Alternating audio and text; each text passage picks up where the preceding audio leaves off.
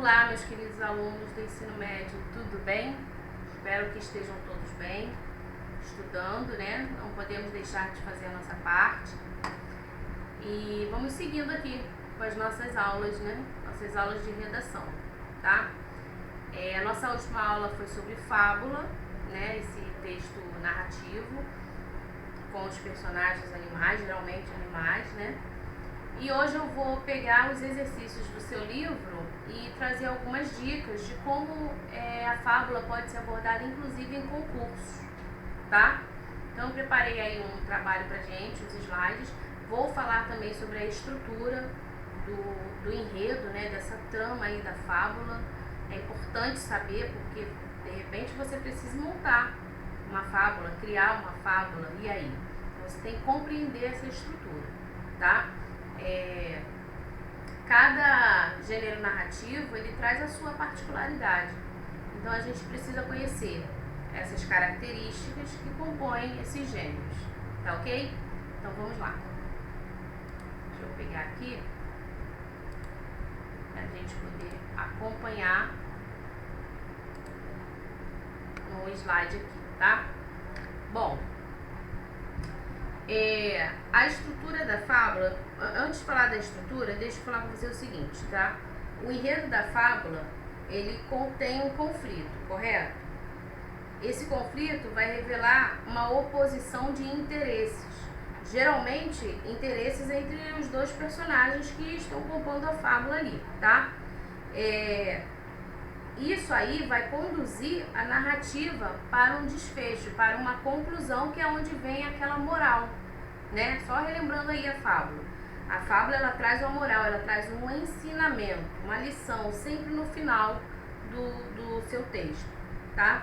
Só que existe uma estrutura, tá? O enredo da fábula, ele tem uma estrutura e é isso que eu quero que você preste atenção aqui. Por exemplo, eu trouxe aqui um exemplo da fábula do lobo e o cordeiro, tá? Então eu peguei assim, ó, lobo e cordeiro, impelidos pela sede, vêm ao mesmo rio, mas acima colocou-se o lobo, o cordeiro bem mais abaixo. Então o ladrão, né, o lobo, lembra que eu também falei na outra aula, os animais que eles utilizam nas fábulas, eles acabam observando, né, características para atribuir. Então o lobo, ele é sagaz, ele é esperto, mas ele é um esperto para maldade, né? E nesse caso aí, como se fosse o ladrão da história, aquele que quer sempre se dar bem, sabe? Então ele tá com uma fome insaciável. E aí esse carinha, né, o metido da história, o vilão, ele começa uma discussão. Ele introduz aí uma discussão. Então, essa primeira parte compõe a estrutura inicial, ou seja, ele monta pra gente um cenário. Você consegue, ao ler, você consegue imaginar essa cena. Você tem uma situação inicial, tem um lago, vem os dois animais, o lobo e o cordeiro, né? O cordeirinho lá, os dois com muita sede. E aí eles vêm, só que um fica numa parte de cima e o outro fica numa parte de baixo. Vamos tentar imaginar assim, como se tivesse um de frente para o outro, né? Em posições diferentes. Então você tem aí montada a primeira estrutura, que é a situação inicial da fábula, tá? E aí vem a pergunta, por quê? Disse ele, sujaste a água a mim que bebia? Ou seja, olha só, vamos recapitular. O lobo começa uma discussão falando, por que sujaste a água que eu estou bebendo? É isso que ele está querendo dizer aí. Imagina ele olhando para o cordeiro e fazendo essa pergunta, né? Você está sujando a água que eu estou bebendo? Que negócio é esse, cara? Repara, existe aí uma ação, né? O cordeiro responde com medo. Como eu posso estar sujando a água? Por favor, né? Por que eu vou fazer isso? Por que você está me acusando disso? Olha o que ele fala. A água, ela vai até ti para os meus goles. Então, aí o outro, ele responde assim. Então, repara, teve primeiro uma ação e agora uma reação do cordeirinho, né? Agora vem uma outra ação. Rechaçado pelas forças da verdade, ou seja, ele estava se achando o dono da verdade, né? Ele joga outra implicância aí em cima do cordeiro. Há 6 meses tu falastes mal de mim. Repara, é uma outra ação de implicância. Vamos entender dessa forma, né? Aí o cordeirinho responde: claro que isso não é verdade. Eu nem era nascido, então é um cordeirinho novo, né? Eu nem era nascido, como é que eu poderia ter falado mal? Então ele se defendeu, houve aí uma reação. Por Hércules, foi teu pai que falou mal de mim. Ou seja, o lobo tirou uma conclusão, né? Porque ele, na verdade, ele estava ali impelido de vontade de arrumar uma confusão. É isso que está dando a gente a entender, né? Ele quer de qualquer jeito implicar com o cordeirinho, ele quer... E tudo isso por quê, gente? Ele está com fome, ele está com sede, ele, né? É característico dele, esse desejo. Então, olha só, por Hércules, foi teu pai então que falou mal de mim, disse o lobo. Então, nós temos aí uma outra ação, repara, é sempre um bate-rebate, bate-rebate. Então, a estrutura da fábula ela é dessa forma.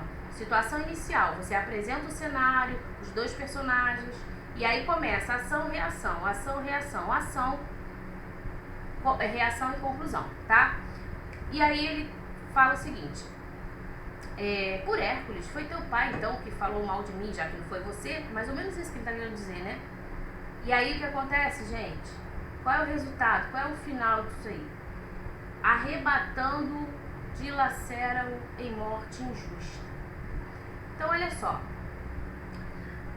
qual é a moral dessa fábula, né? Uma fábula que tem uma situação inicial na sua estrutura, apresenta uma ação, apresenta a reação do outro lado, do outro personagem, e continua, ação, reação, até que vem um desfecho, vem um resultado, né? Ação, reação, uma hora alguma coisa tem que terminar. E como termina isso? O lobo abocanhando ali o cordeirinho. Moral da história, gente: o mais forte, ele sempre acha que tem a razão, não é verdade? A gente parar para pensar em outras histórias, outras situações, de repente trazer até para situações da vida real, o cara se acha forte, né? Então ele acha que tá com a razão. Não, ele tá muito cheio de si. Ele tá como esse lobo aí, ó, né? Rechaçado pelas forças da sua verdade. Ele acredita só naquilo que ele pensa, que ele acha que é o certo, tá? E aí ele acaba cometendo ações erradas, né? Resultados. Então, a fábula ela tem esse objetivo de levar o leitor a uma reflexão, parar para pensar: como eu estou agindo? Será que eu tem alguns momentos na minha vida que eu estou agindo como esse lobo? Ou em outros momentos eu sou um cordeirinho? Como tem acontecido isso, né? Então a fábula ela faz muito isso, ela leva a gente a esse pensamento, tá? Bom, vai comigo, espero que você esteja com o seu livro, né? Porque eu estou me baseando nele, lá na página 108, tá? Na página 108 são as atividades. Essas atividades, se estivéssemos em sala, estaríamos fazendo lá, né? Mas estamos aqui em videoaula. Então eu vou comentar com você, é uma questão de concurso, tá? E como é que a fábula, uma história que aparentemente, poxa, é tranquilinha, fácil de estudar, professora, né? Em todos os anos das séries aí de escolares, a gente vem vendo fábula, sim, mas ela cai em provas do Enem, vestibulares. Então, e aí? O que eles querem saber? Por que é tão importante eu identificar algumas coisas na fábula? Bom, gente, eu não coloquei o texto no slide porque o texto é grande, né? Eu achei mais interessante que você leia o texto, eu até leio com vocês aqui uma parte, mas o principal aí é a gente pegar a questão, tá? Então ele traz aí o seguinte, ó, uma questão lá do Paraná, da UEL, o texto Pau de Dois Bicos, ele é uma fábula. Por que ele é uma fábula? Pelo predomínio do discurso direto, com o consequente apagamento da figura do narrador. Então, peraí, olha o que ele está falando, gente. Nunca passe por uma questão sem analisar, né? Nunca passe por uma sentença sem pensar nela. Ele está dizendo para mim que esse texto é uma fábula pelo predomínio do discurso direto. Então, tem conversa, tem diálogo, né, entre os personagens. e a figura do narrador é quase que inexistente ali. Não existe, é isso que ele está querendo dizer. Na letra B, ele está dizendo que esse texto é uma fábula, pois o tempo cronológico é marcado pela expressão certa vez e pelos verbos no passado. Será que tem a ver?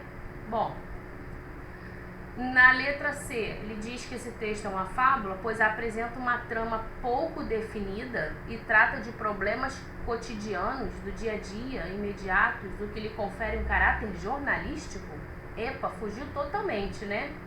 Nada a ver. Letra D, ele diz que esse texto é uma fábula por utilizar elemento fantástico. Elemento fantástico, peraí, elemento fantástico faz parte aí de conto, né? Então também não tá muito a ver, não. Como o fato dos animais falarem para refletir sobre problemas humanos, não. Ou não sei, vamos verificar, né? Na letra E, por resgatar a tradição alegórica de representação de seres heróicos que encarnam forças da natureza. Vamos lá, ler de novo. Então ele diz que o texto Pau de Dois Bicos é uma fábula, ele resgata, ele traz pra gente uma tradição alegórica de representação de seres heróicos que encarnam forças da natureza. Seria isso? Vamos ver o texto, vamos lá. Um morcego estonteado pousou certa vez no ninho da coruja, e ali ficaria de dentro se a coruja, ao regressar, não investisse contra ela. Miserável bicho, repara, tem diálogo, tem tradução, né? Miserável bicho, pois te atreves a entrar em minha casa sabendo que odeio a família dos ratos? O outro responde, achas então que sou um rato? Não tenho asas e não voo como tu, rato eu, essa é boa. A coruja não sabia discutir, e vencida de tais razões, poupou-lhe a pele. Dias depois, o finório morcego planta-se no casebre do gato do mato. O gato entra, dá com ele e chia de cólera. Miserável bicho, pois te atreves a entrar em minha toca, sabendo que detesto as aves? E quem te disse que sou ave? Retruca o cínico. Sou muito bom bicho de pelo, como tu não vês. Mas voas. Voo de mentira, por fingimento. Mas tem asas. Asas? Que tolice. O que faz a asa são as penas. E quem já viu penas em morcego? Sou animal de pelo, dos legítimos, e inimigo das aves como tu. Ave eu? É boa, essa é boa. O gato embasbacou e o morcego conseguiu retirar-se dali, são e salvo. Bom, moral da história. O segredo de certos homens está nesta política do morcego. É vermelho? Toma vermelho. É branco? Viva o branco. E aí ele vai dançando conforme a música, né? E aí, gente? Qual a letra que vocês vão marcar? Aham, muito bem. Quem marcou a letra D? O fato dos animais falarem, né, reflete sobre os problemas humanos, tá? Muito bem, isso aí. Seguindo, vamos para a nossa página 109. Na página 109, nós temos também uma fábula que fala sobre, a fábula do morcego e as doninhas, tá? Do escritor grego Êxopo. E aí, vamos dar uma lidinha, ela é pequenininha, tranquilinha, e dá pra gente ver a questão, né? O que realmente ele quer. Bom, é uma questão também da Unesp de São Paulo, tá? De concurso. E ele quer o seguinte: depreende-se da leitura da fábula qual moral? Ou seja, ele não traz pra gente a moral aí específica, né, explícita, mas ele pede que você reconheça, que você interprete, que você identifique, tá? Porque depreender significa isso, entender algo, compreender. O que a gente entende? O que a gente compreende? O que então depreende-se da leitura desta fábula, ok? Então vamos lá. Um morcego caiu no chão e foi capturado por uma doninha. Como seria morto, rogou a doninha que poupasse a sua vida. Não posso soltá-lo, respondeu a doninha, pois sou por natureza inimiga de todos os pássaros. Não sou um pássaro, alegou o morcego, sou um rato. E assim ele conseguiu escapar. Mais tarde, ao cair de novo e ser capturado por outra doninha, ele suplicou a esta que não o devorasse. Como a doninha lhe disse que odiava todos os ratos, ele afirmou que não era um rato, mas um morcego, e de novo conseguiu escapar. Foi assim que por 2 vezes lhe bastou mudar de nome para ter a vida salva. Espertinho, né, gente? Então vamos lá. O que a gente pode... Pensa aí enquanto eu bebo uma água aqui. O que a gente pode aí então compreender desta fábula? Esta fábula, ela adapta, no caso, a moral dela adapta-se a circunstâncias conforme a forma de escapar dos perigos. Letra B. Mais vale uma vida simples e sem inquietações do que viver em meio ao luxo com o medo devastador? Letra C. Às vezes, quando a sorte abandona os mais poderosos, eles podem precisar dos mais humildes? Não, né? Nada a ver. Letra D.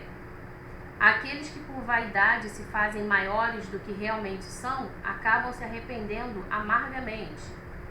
Ou letra E. Devemos nos contentar com o que temos e evitar a ganância? Também não, né, gente? Então vamos lá. Depreende-se da leitura da fábula a seguinte moral: adaptar-se às circunstâncias, eis a forma de escapar dos perigos.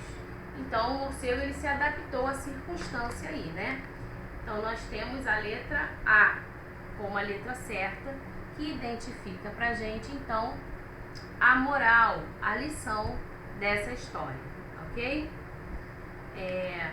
Vamos então para a nossa próxima questão. É um texto aí também que ele inicia na sua página 109, termina lá na 110, tá? E vem as questões, né? No caso aí, a sentença da IFCE, é o Instituto Federal, tá? E o texto diz assim, acompanhem comigo a leitura no início da página 109. Os 2 viajantes na Macacolândia. Um texto de Monteiro Lobato. Bom, 2 viajantes, transviados no sertão, depois de muito andar, alcançam o reino dos macacos. Ai deles, guardas surgem na fronteira, guardas ferozes que os prendem, que os amarram e os levam à presença de Majestade Simão III. El Rei examina-os detidamente com macacal curiosidade e em seguida o interroga. Então, vai imaginando a cena, o local onde eles estão, né? Macacolândia. E aí ele pergunta: que tal acham isto por aqui? Um dos viajantes, diplomata de profissão, responde sem vacilar: acho que este reino é a 8ª maravilha do mundo. Sou viajadíssimo, já andei por Seca e Meca, mas, palavra de honra, nunca vi gente mais formosa, corte mais brilhante, nem rei de mais nobre porte do que vossa majestade. Podemos perceber aí, né, gente, que ele deve estar cheio de medo, tentando elogiar demais, puxando o saco, né? Bom, Simão lambeu-se todo de contentamento e disse para os guardas: soltem-no e deem-lhe um palácio para morar e a mais gentil donzela para esposa, e lavrem incontinente o decreto de sua nomeação para cavalheiro da muito augusta ordem da banana de ouro. Assim se fez. Enquanto o faziam, el-rei Simão, risonho ainda, dirigiu a palavra ao segundo viajante: e você, o que acha do meu reino? Este segundo era um homem neurastênico, azedo, amigo da verdade a toda hora, né? O custe o que custar, ele falava a verdade. Tão amigo da verdade que começou a falar sem demora. O que acha? Essa é boa. Acho que é. E o que é? O que é que você está vendo? Interpelou Simão, fechando o sobrancelho. Ou seja, ele já não estava nada gostando, né? Do que talvez viesse por aí. Isso aqui não é nada. Isso aqui é uma macacalhada. Macaco pra aqui, macaco pra ali, macaco no tronco, macaco no pau. Aí o rei, na hora, imediatamente, né? Pau nele! Berrou furioso o rei, gesticulando como um possesso, cheio de raiva. Pau de rachar nesse miserável caluniador! Como é que ele chega, o viajante, entra no nosso reino, né? E fala essas coisas todas? E o viajante neurastênico, arrastado dali por 100 munhecas, entrou numa roda de lenha que o deixou moído por uma semana. Esse já não foi esperto, né, gente? Não foi tão esperto quanto o outro viajante, o amigo dele, né? Que por mais que tivesse com medo, o que ele fez? Ah, deixa eu elogiar esse negócio aqui, sei lá o que esse macaco vai mandar fazer comigo, né? Bom, e a questão é a seguinte. Então, viu como é importante a leitura com entendimento, a leitura pausada, obedecendo a vírgula, obedecendo a pontuação. Nesse momento em que você obedece, o momento da leitura ele é importante porque você compreende o que está acontecendo. Você não só lê palavras, mas você consegue adentrar na situação, na cena, você imagina, né, as características ali presentes. E, consequentemente, você consegue interpretar muito melhor e mais facilmente, tá? Então, numa prova, eu percebo que a maioria dos alunos não tem esse cuidado na hora da leitura e sai marcando o óbvio, aquilo que acha que é. Mas muitas das vezes tem uma pegadinha, muitas das vezes tem uma questão ali subliminar, escondida, né? Por quê? Por conta da falta de atenção na leitura, tá? Então, no momento da sua prova, do seu exercício, da sua atividade, não faça correndo. Aproveite todo o tempo que você tem, ok? Para você poder trabalhar aí junto, conversar com o texto, né? Você pode conversar com o texto, tá bom? Bom, o texto acima, só de ler, de identificar, você diria que ele é uma crônica? Uma crônica sobre os costumes da sociedade de aparências atuais? Você diria que esse texto é uma crônica na qual o autor valoriza a honestidade a todo momento? Você diria que esse texto é uma fábula sobre a superioridade da raça humana perante os animais? Aí cuidado, né? Porque você pode falar assim, é fábula, a gente está estudando fábula, vou marcar isso aqui. Calma aí, lê as outras questões para que você realmente tenha certeza do que você está marcando. Na letra dele diz, esse texto é um conto que valoriza acima de tudo a honestidade? Ou na letra E, esse texto é uma fábula na qual predomina a ironia sobre o valor da verdade. E aí? Né, com qual você ficaria agora? Bom, de cara você vai marcar ou a C ou a E, porque é uma fábula. Sim, é uma fábula, tá? Na C diz que é sobre a superioridade da raça humana, não. Tanto é que, né, o cara lá no final terminou muito mal, os macacos pegaram ele.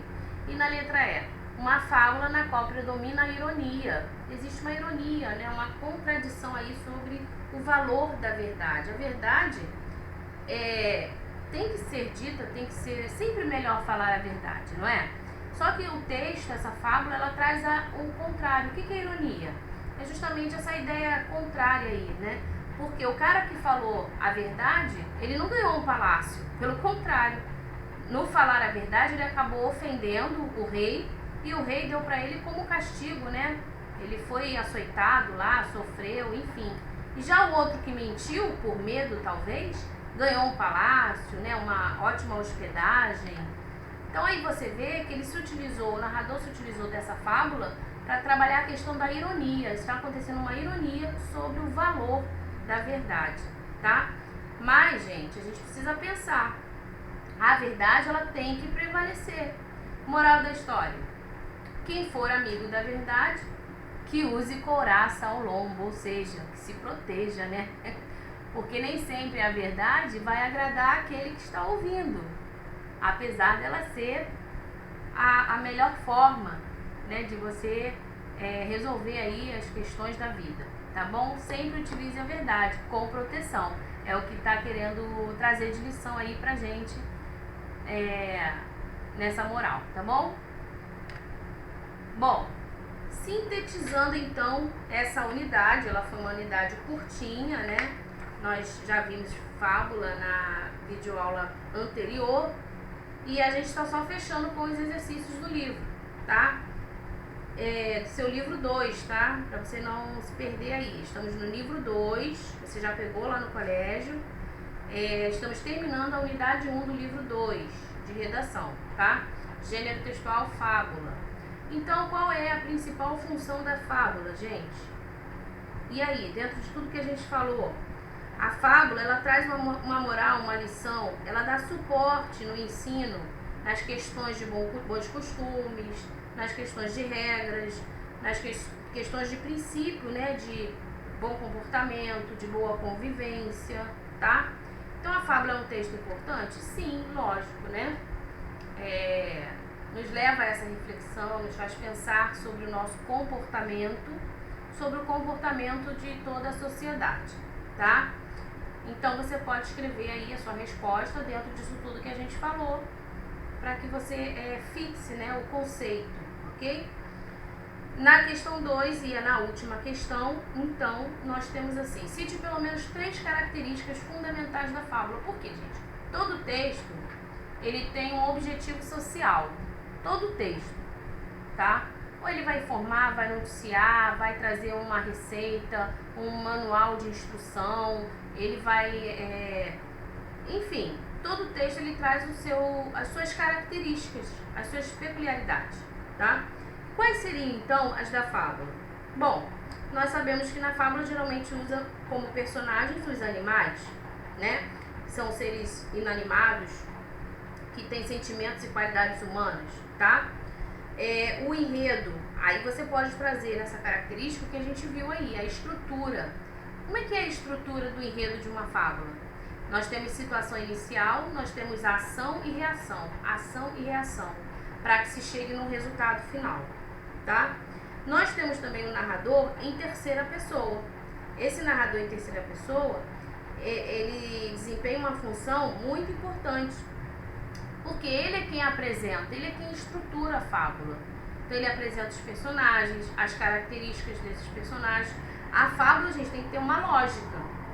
Tem que ter uma lógica. Por isso que na hora de escolher os animais para escrever a sua fábula, você precisa estar de acordo com a característica ou a qualidade humana que esse animal pode, por exemplo, apresentar, né? Se você utilizar a águia, por exemplo, você quer se referir o quê? A questão da força, né? O animal inteligente, de força, tá?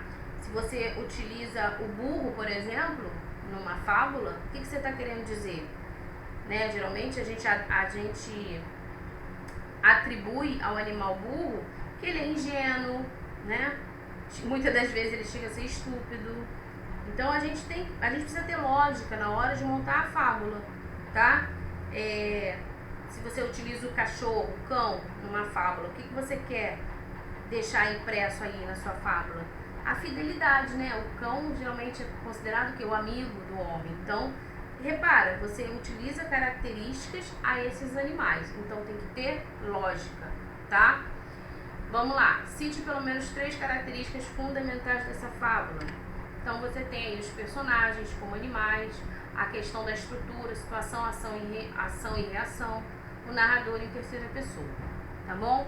E isso facilita no seu momento lá na prova, na hora de identificar, de caracterizar, de conceituar, tá?